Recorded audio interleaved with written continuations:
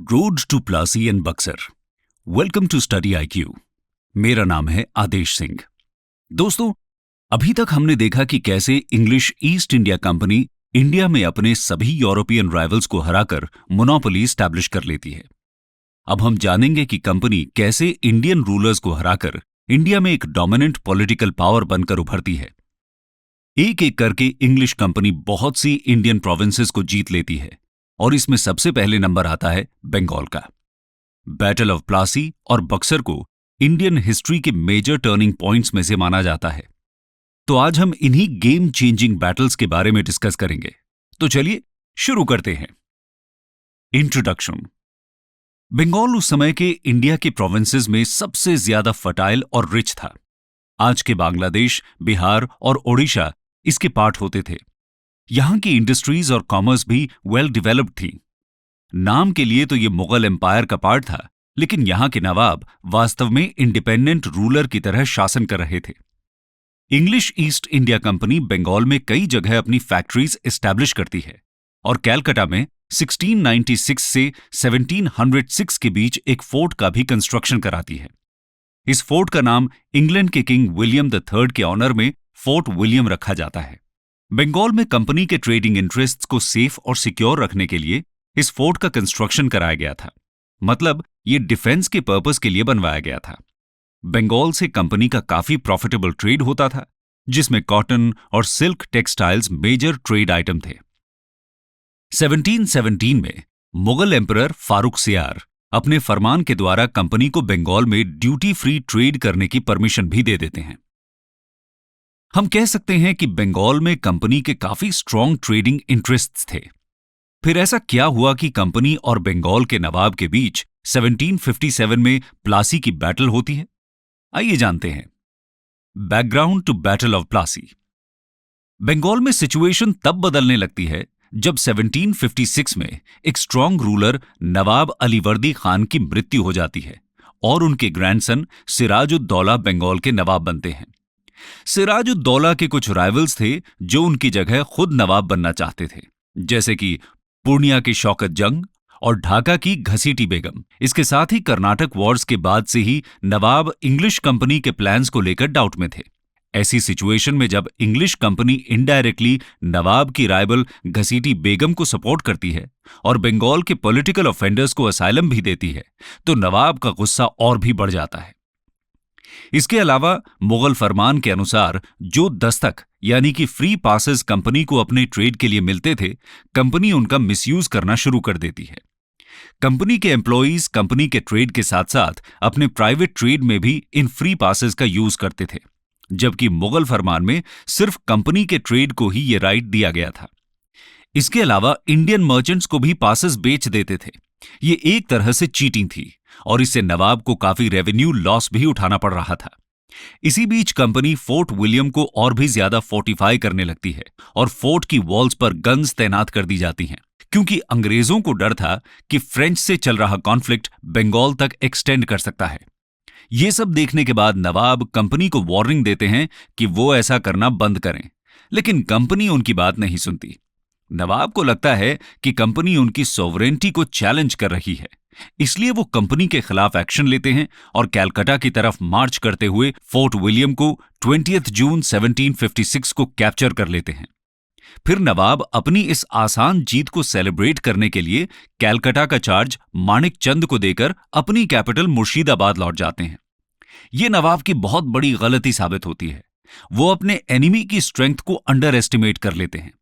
इसका फायदा उठाकर कुछ अंग्रेज अपनी शिप्स के साथ हुगली रिवर के रास्ते भाग जाते हैं, क्योंकि माणिक चंद के पास कोई नेवल फोर्स नहीं थी, इसीलिए वो अंग्रेजों को ऐसा करने से रोक नहीं पाते। इंग्लिश ऑफिशियल्स सी के पास फुल्टा नाम की जगह पर शरण लेते हैं, क्योंकि यहां अपनी नेवल स्ट्रेंथ की वजह से वो सेफ रह सकते थे। यहां वो मद्रास से हेल्प आने का वेट करते हैं। कैलकाटा के फॉल की न्यूज अगस्त 1756 तक मद्रास पहुंचती है और फिर कुछ डिले के बाद 16 अक्टूबर 1756 को एडमिरल वॉटसन और कर्नल क्लाइव की लीडरशिप में मद्रास से एक स्ट्रॉन्ग नेवल और मिलिट्री फोर्स कैलकाटा के लिए भेज दी जाती है।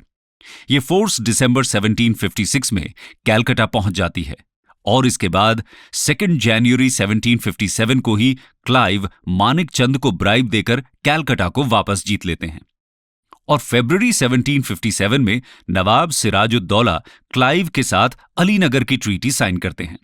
नवाब ने कैलकटा को जीतने के बाद उसका नाम अलीनगर कर दिया था।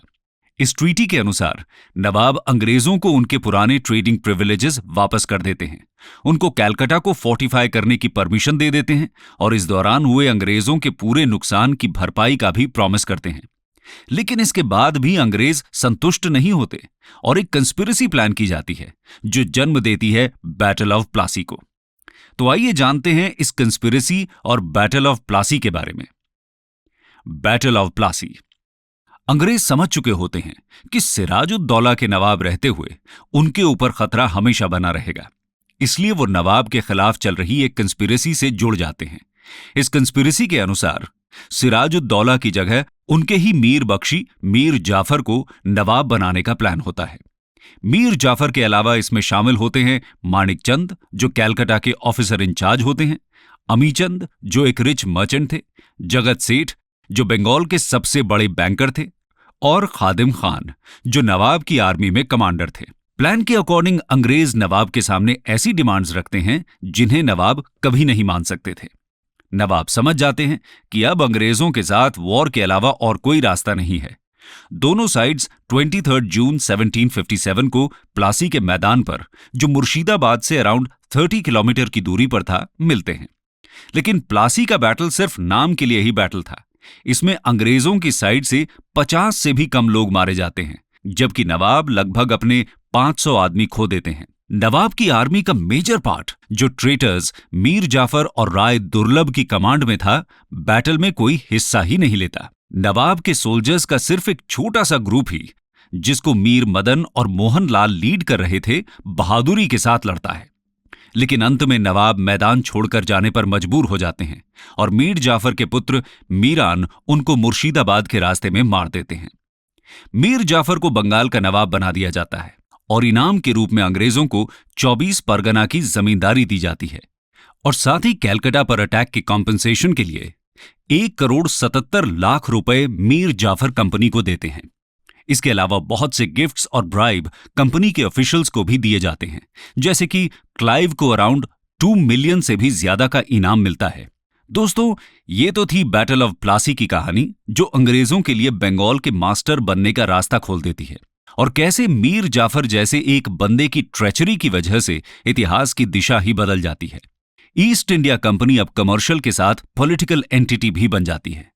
इससे उनकी प्रेस्टीज में भी इजाफा होता है और एक ही झटके में वो इंडिया के एम्पायर के एक मेजर कंटेंडर बन जाते हैं।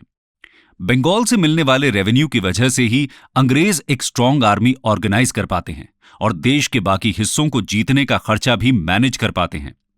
इसके अलावा बंगाल पर कंट्रोल एंग्लो फ्रेंच स्ट्रगल में भी डिसाइसिव रोल निभाता है, जैसा कि हमने अपनी पिछली वीडियो में देखा था। तो दोस्तों, ये तो बात हुई प्लासी के युद्ध की, लेकिन बंगाल को जीतने की कहानी यहां खत्म नहीं होती। वो खत्म होती है बक्सर के युद्ध के बाद। तो चलिए अब उसके बारे में भी चर्चा करते हैं। Battle of Buxar. प्लासी की बैटल में कंपनी का साथ देने के बदले में मीर जाफर को बंगाल की नवाबशिप मिल जाती है, लेकिन उन्हें जल्दी ही एहसास होता है कि उन्हें यह डील काफी महंगी पड़ रही है। कंपनी और उसके ऑफिसर्स की डिमांड बढ़ती ही रहती हैं और नवाब की ट्रेजरी धीरे धीरे खाली होने लगती है। कंपनी के डायरेक्टर्स ने भी ऑर्डर दे दिया था कि बंगाल से ही बॉम्बे और मद्रास प्रेसिडेंसीज का खर्चा भी निकाला जाए और बंगाल के रेवेन्यूज से ही कंपनी इंडिया से होने वाले एक्सपोर्ट्स को परचेज करेगी। इसका मतलब कंपनी अब सिर्फ इंडिया से ट्रेड नहीं कर रही थी, बल्कि बंगाल के नवाब पर अपने कंट्रोल का यूज करके वहां की वेल्थ को ड्रेन करने में लगी थी। मीर जाफर समझ गए कि कंपनी और उसके ऑफिशियल्स की डिमांड्स को पूरा करना नामुमकिन है। दूसरी तरफ कंपनी के ऑफिशियल्स भी नवाब को क्रिटिसाइज करने लगते हैं, क्योंकि वो उनकी एक्सपेक्टेशंस को पूरा नहीं कर रहे थे। इसलिए अक्टूबर 1760 में कंपनी मीर जाफर को फोर्स करती है कि वो नवाब की गद्दी अपने सन इन लॉ मीर कासिम के फेवर में छोड़ दे और इस तरह मीर जाफर को रिप्लेस करके बंगाल के नवाब बन जाते हैं मीर कासिम। मीर कासिम बदले में कंपनी को बुर्दवान, मिदनापुर और चिटागोंग डिस्ट्रिक्ट्स की जमींदारी दे देते हैं। साथ ही इंग्लिश ऑफिशियल्स को करीब 29 लाख रुपए के प्रेजेंट्स भी गिफ्ट करते हैं। कंपनी ने सोचा था कि मीर कासिम उनके पपेट की तरह रहेंगे, लेकिन मीर कासिम कंपनी की ऐसी सभी उम्मीदों पर पानी फेर देते हैं। वो एक एबल, एफिशिएंट और स्ट्रांग रूलर थे। मीर कासिम अपने आप को फॉरेन कंट्रोल से फ्री करना चाहते थे। उनको ये रियलाइज होता है कि अपनी इंडिपेंडेंस को मेंटेन करने के लिए उनके पास एक एफिशिएंट आर्मी और फुल ट्रेजरी का होना जरूरी है। इसलिए वो अलग अलग रिफॉर्म्स के थ्रू अपनी इनकम बढ़ाने की कोशिश करते हैं, जैसे कि रेवेन्यू एडमिनिस्ट्रेशन में से करप्शन को खत्म करके। इसके साथ ही वो यूरोपियंस की तरह एक मॉडर्न और डिसिप्लिन्ड आर्मी भी बनाने की कोशिश करते हैं। कंपनी से दूरी बनाने के लिए वो अपनी कैपिटल को भी मुर्शिदाबाद से मुंगेर शिफ्ट कर लेते हैं। मीर कासिम कंपनी के ऑफिसर्स के द्वारा होने वाले दस्तख्त का मिसयूज रोकने के लिए एक ड्रास्टिक स्टेप लेते हैं और इंटरनल ट्रेड पर लगने वाली सभी ड्यूटीज को खत्म कर देते हैं। एक सॉवरेन रूलर होने के नाते वो ऐसा कर सकते थे। इसकी वजह से इंडिया के और कंपनी के मर्चेंट्स की पोजीशन एक जैसी हो जाती है। ये सब कंपनी को बिल्कुल भी पसंद नहीं आता। वो अपने और इंडियंस के बीच इक्वालिटी को टॉलरेट नहीं कर सकते थे। कंपनी नवाब से डिमांड करती है कि इंडियन ट्रेडर्स पर फिर से ड्यूटीज इंपोज कर दी जाएं। इसी बात पर बंगाल के नवाब और कंपनी के बीच एक बार फिर बैटल की शुरुआत होती है। 1763 में शुरू की कुछ बैटल्स में मीर कासिम हार जाते हैं और वो अवध चले जाते हैं। अवध में मीर कासिम वहां के नवाब शुजाउद्दौला और मुगल एम्परर शाह आलम II के साथ अलायंस बनाते हैं। ये तीनों मिलकर 22 अक्टूबर 1764 को बक्सर में मेजर मनरो की कमांड में कंपनी की आर्मी से आमना सामना करते हैं। इन तीनों पावर्स की 40,000 से 60,000 की कंबाइंड आर्मी कंपनी की अराउंड 7,000 की आर्मी से बुरी तरह हार जाती है और बक्सर के बैटल में अंग्रेजों की जीत होती है। दोस्तों, ये तो हुई बक्सर के युद्ध की कहानी। आइए अब इसके रिजल्ट्स क्या रहे वो भी जानते हैं। Aftermath of Buxar. बक्सर का बैटल इंडियन हिस्ट्री की मोस्ट डिसाइसिव बैटल्स में से एक माना जाता है। इसने दो मेजर इंडियन पावर्स की कंबाइंड आर्मी के अगेंस्ट इंग्लिश आर्म्स की सुपीरियरिटी को साबित कर दिया था। इसने ब्रिटिशर्स को बंगाल, बिहार और ओडिशा का मास्टर बना दिया और अवध को भी इनकी दया पर लाकर खड़ा कर दिया। मुगल एम्परर शाह आलम II से कंपनी को बंगाल, बिहार और ओडिशा के दीवानी राइट्स मिल जाते हैं, यानी कि यहां से रेवेन्यू कलेक्ट करने का राइट अब कंपनी के पास होगा। इस तरह बंगाल पर कंपनी का कंट्रोल अब लीगलाइज्ड हो जाता है। कंपनी इसके बदले में मुगल एम्परर को 26 लाख रुपए की सब्सिडी देने का प्रॉमिस करती है और अवध के 2 डिस्ट्रिक्ट्स कोरा और इलाहाबाद भी इन्हें दे देती है। मुगल एम्परर 6 साल तक इलाहाबाद के फोर्ट में एक तरह से अंग्रेजों के प्रिजनर के जैसे रहते हैं।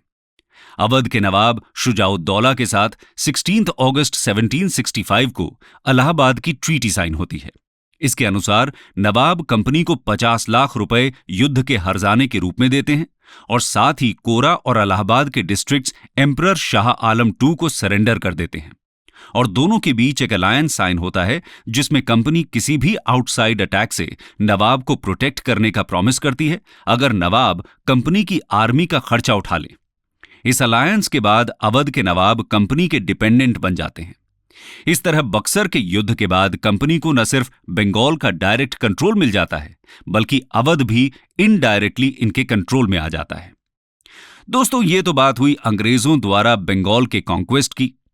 प्लासी और फिर बक्सर के बैटल से अंग्रेजों ने बंगाल को अपने कंट्रोल में कर लिया था। इस सब में एक इंपॉर्टेंट पर्सनालिटी का राइज हम देखते हैं। वो थे रॉबर्ट क्लाइव, जो बंगाल के पहले गवर्नर अपॉइंट किए जाते हैं। तो आइए उनके राइज को भी डिस्कस कर लेते हैं। Rise of Clive. Robert Clive Bengal presidency के पहले ब्रिटिश गवर्नर थे। क्लाइव का करियर कंपनी के एक ऑर्डिनरी एम्प्लॉय के रूप में शुरू होता है और कंपनी की सबसे इंपॉर्टेंट प्रेसिडेंसी के गवर्नर बनने तक चलता है। सबसे पहले 1744 में क्लाइव ईस्ट इंडिया कंपनी के लिए फैक्टर या कंपनी एजेंट के रूप में काम करने के लिए मद्रास से सेंट जॉर्ज फोर्ट पहुंचते हैं। इसके बाद वो अपनी एबिलिटी साबित करने के लिए कंपनी की आर्मी में भर्ती हो जाते हैं। सेकेंड कर्नाटिक वॉर के समय आर्कॉट की सीज में ब्रिटिश विक्ट्री में अपने रोल के लिए क्लाइव को काफी फेम और प्रशंसा मिलती है। फिर 1753 में वो ब्रिटेन लौट जाते हैं, लेकिन 1755 में ही उन्हें इंडिया वापस बुला लिया जाता है, क्योंकि फ्रेंच के साथ फिर से युद्ध की सिचुएशन बन रही थी। उनको कडेलौर में फोर्ट सेंट डेविड का डेप्यूटी गवर्नर बनाया जाता है। फिर 1757 में वो एडमिरल वॉटसन के साथ मिलकर बंगाल के नवाब सिराजुद्दौला से कैलकाटा को रिकैप्चर करते हैं। इसके बाद क्लाइव कंस्पिरेसी की हेल्प से बैटल ऑफ प्लासी में सिराजुद्दौला को हरा देते हैं। क्लाइव बंगाल में कुछ फ्रेंच पोर्ट्स को भी कैप्चर कर लेते हैं। इन अचीवमेंट्स के लिए उन्हें Lord Clive baron of Plassey का टाइटल दिया जाता है। प्लासी की जीत के बाद कंपनी इंडिया में एक पैरामाउंट पावर बन जाती है। बंगाल उनका हो जाता है, जिससे कंपनी के फॉर्चून में बहुत बड़ा इजाफा होता है। 1760 में क्लाइव फिर से इंग्लैंड लौट जाते हैं। इसके बाद 1765 में वो बंगाल के गवर्नर और कमांडर इन चीफ के रूप में इंडिया वापस आते हैं। क्लाइव ही बक्सर की बैटल के बाद होने वाले इलाहाबाद की ट्रीटी को नेगोशिएट और साइन करते हैं। क्लाइव समझदारी दिखाते हुए अवध को एनेक्स नहीं करते, क्योंकि वो अवध को ब्रिटिश और मराठास के बीच बफर की तरह यूज करना चाहते थे। इसके साथ ही बंगाल में Clive system of dual government introduce करते हैं। इस सिस्टम के अनुसार बंगाल में दीवानी राइट तो कंपनी के पास रहते हैं, लेकिन निजामत यानी कि एडमिनिस्ट्रेशन देखने के राइट्स नवाब के पास ही रहते हैं। इसका मतलब था कंपनी के पास पावर तो पूरी रहेगी, लेकिन रिस्पॉन्सिबिलिटी कुछ भी नहीं। क्लाइव 1767 तक बंगाल के गवर्नर रहते हैं। हम कह सकते हैं कि इंडिया में कंपनी का एम्पायर एस्टैब्लिश करने में क्लाइव का काफी इंपॉर्टेंट रोल था। कंक्लूजन। दोस्तों, यह थी अंग्रेजों द्वारा बंगाल के कॉन्क्वेस्ट की पूरी हिस्ट्री। जहां एक तरफ प्लासी का बैटल इंग्लैंड के लिए बंगाल का दरवाजा खोलता है, वहीं बक्सर कंपनी की राजनैतिक महत्वाकांक्षाओं पर एक मोहर लगा देता है। इसके साथ ही हमने क्लाइव की स्टोरी को भी समझा, जो बंगाल के पहले ब्रिटिश गवर्नर बनते हैं। अब आगे आने वाली वीडियोस में हम देखेंगे कि इंग्लिश ईस्ट इंडिया कंपनी कैसे बंगाल के बाद इंडिया के बाकी पार्ट्स पर भी एक एक करके अपना कंट्रोल एस्टैब्लिश करती है।